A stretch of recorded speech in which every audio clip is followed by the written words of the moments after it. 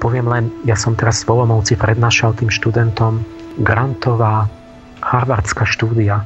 100 rokov trvala tá štúdia, kde sledovali páry celý vývoj od narodenia po smrť. A tú múdrosť, že kto ako žil a ako to dopadlo.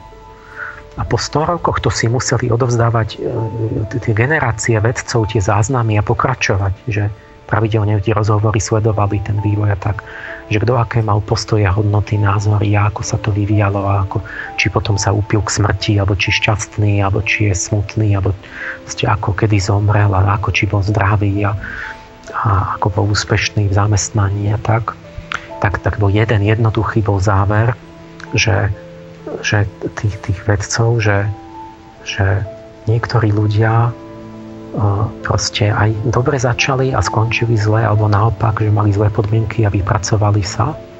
To fantastický záver, že vlastne tá sloboda v strede života, aké príjmete hodnoty, tak môžete zmeniť aj to, čo bolo dané osudom, že ste mali nejakú ťažkú rodinu a tak. Ale môžete to aj pokaziť vtedy.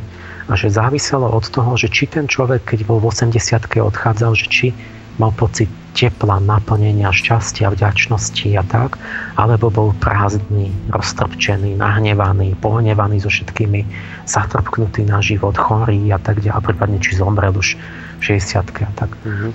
A hovorili, že čo sme zistili jednou vetou, že šťastie a ten šťastný život, že rovná sa vzťah. Či proste to je, že nemôžu, toto sa lepšie nedá povedať, že všetko ostatné bolo menej dôležité, peniaze, vzdelanie, zamestnanie, všetko, ale to, že niekto dokázal to umenie toho vzťahu, že si celý život mal vzťah, že títo ľudia odchádzali naplnení, šťastne zomierali. A keď niekto toto pokazil, že to umenie nejak neovládal, že to dobabral, že stále menil tie vzťahy a stále sa mu to rozpadalo takže títo ľudia proste potom boli nešťastní a píl a hento a takto a neurózia. Lebo ten vzťah ohromne je spätý s duševným zdravím a to potom aj s telesným.